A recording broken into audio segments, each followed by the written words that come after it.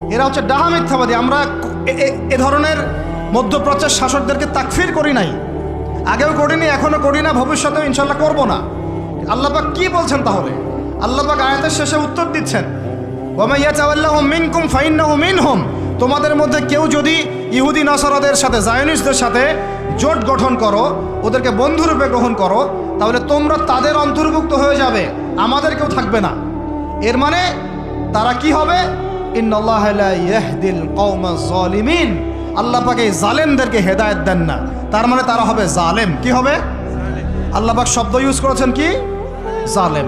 অতএব যদি কেউ জায়নিস্টদেরকে মিত্ররূপে, বন্ধুরূপে গ্রহণ করে, সে ব্যক্তি হোক, সমাজ হোক, সরকার হোক, রাষ্ট্র হোক, সে জালেম হয়ে যাবে। কি হবে ভাই? সে কি কাফের হবে? উত্তর না। কাফের হবে? কি হয়ে যাবে? জালেম। ইন্নাল্লাহা লা ইয়াহদিল কওমাজ